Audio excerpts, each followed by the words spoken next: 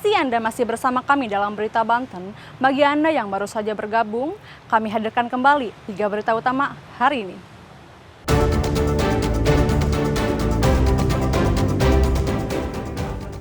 Korban penipuan umroh terlantar di Hotel Kota Tangerang, 2 pelaku ditangkap.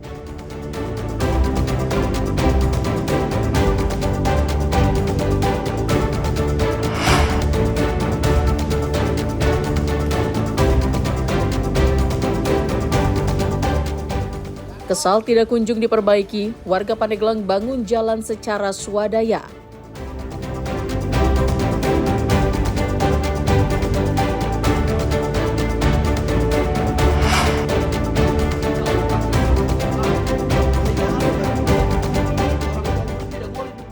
Orang tua siswa ganti kursi dan meja baru, Bupati Lebak meminta maaf.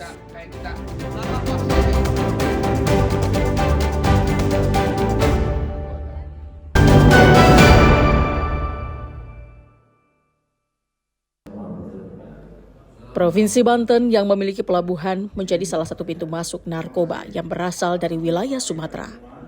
Kondisi inilah yang menjadi salah satu perhatian saat anggota DPR RI Komisi 3 melakukan kunjungan ke Polda Banten. Tidak hanya dari pihak kepolisian, kunjungan kerja Komisi 3 DPR RI ini juga dihadiri perwakilan dari BNN Provinsi Banten dan Kejati Banten. Dalam kesempatan tersebut, anggota Komisi 3 DPR RI menekankan pihak penegak hukum di Banten terus meningkatkan pengawasan untuk mencegah masukkan narkoba ke wilayah Pulau Jawa yang biasanya masuk melalui Pelabuhan Merak. Selain itu, meminta kepada pihak penegak hukum memberikan sanksi yang berat jika ada anggota penegak hukum yang terlibat dalam peredaran narkoba. Tadi kita sudah memberikan masukan ya bahwa persoalan narkoba ini tidak bisa ditangani oleh satu institusi, tapi dibutuhkan sinergi dan kolaborasi dengan berbagai pihak, baik itu semua lintas institusi harus mengambil bagian, karena kita juga paham setiap pergantian kepemimpinan nasional selalu menyampaikan ya suatu statement bahwa kondisi negara kita dalam keadaan darurat narkoba. Nah, ini perlu ada political will, ada satu kerja nyata yang harus betul-betul dilakukan di lapangan. Selain Pelabuhan Merak, banyaknya pelabuhan milik swasta dan dermaga kecil di sepanjang pantai di Banten juga menjadikan Banten menjadi salah satu pintu masuk narkoba. Ariel Maranus dan Rifki Nugroho melaporkan dari Kota Serang. Beginilah suasana saat puluhan warga dari Desa Medong dan Desa Mekarjaya, Kecamatan Mekarjaya, memperbaiki jalan sepanjang 100 meter yang menghubungkan dua desa. Perbaikan jalan secara swadaya ini sebagai bentuk kekecewaan warga lantaran sudah 25 tahun lamanya jalan yang menghubungkan antar dua desa ini dibiarkan rusak dan tak pernah tersentuh pembangunan. Selain tidak nyaman dilewati dan mengganggu aktivitas warga, jalan rusak juga sering menjadi penyebab terjadinya kecelakaan. Warga merasa prihatin karena jalan yang menjadi akses utama warga beraktivitas luput dari perhatian pemerintah daerah. Warga berharap agar pemerintah daerah bisa segera membangun jalan tersebut. Sudah sering terjadi kecelakaan, maka masyarakat antusias mengurangi angka kecelakaan. Karena jalan ini udah hampir 25 tahun belum dibangun. Ini kondisinya rusak banget apa gimana, Pak? Parah, hancur. Bapak bisa lihat ke belakang, hancur jalannya. Nah, kalau swadaya ini dari hasil patungan masyarakat semuanya, Pak? Hasil patungan masyarakat. Berapa panjang, Pak, yang diperbaiki, Pak? Antara 90 sampai 100 meteran. Ketebalannya 20 cm, lebarnya dibikin 4 meter. Pak, kenapa nggak nunggu perbaikan dari pemerintah daerah, Pak?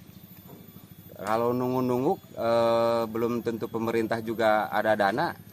Kecelakaan semakin banyak, kita antusias aja ngegerakin masyarakat. Pihak desa mengaku sangat bersyukur karena jalan tersebut akhirnya diperbaiki meski dilakukan secara swadaya oleh warga. Upaya nggak dari desa sendiri untuk pengajuan perbaikan jalan ini, Pak? Oh, udah sering kami mengajukan dari zaman saya, kalau nggak salah saya udah 15 tahun saya jadi perangkat desa. Kami sudah melakukan pengajuan melalui Musrenbangdes sampai Musrenbangket, tetapi sampai saat ini belum ada ya realisasi, artinya mungkin dengan kondisi keuangan daerah kemungkinan seperti itu. Pihak desa mengaku telah beberapa kali mengajukan pembangunan jalan melalui Musyawarah Rencana Pembangunan Desa atau Musrenbangdes dan Musyawarah Rencana Pembangunan Kecamatan atau Musrenbangkec, namun hingga saat ini belum terrealisasikan. Meski sudah diperbaiki, namun warga berharap agar perbaikan bisa tetap dilakukan oleh pemerintah agar kualitas jalan semakin bagus. Ariel Baranus dan Septiana Wahyudi melaporkan dari Kabupaten Pandeglang. Bupati Lebak, Hasbi Asyidiki Jayabaya, meminta maaf seusai video viral aksi Arta Grace Monica yang mengantarkan meja dan kursi dengan berjalan kaki sejauh 200 meter ke sekolah.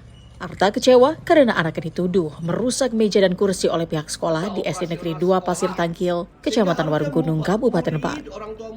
Bahkan Bupati mengganti uang sebesar Rp400.000 sebagai uang pengganti pembelian kursi oleh orang tua siswa tersebut. Selain itu juga, Bupati Hasbi telah menegur Dinas Pendidikan dan berjanji akan mengevaluasi pihak sekolah.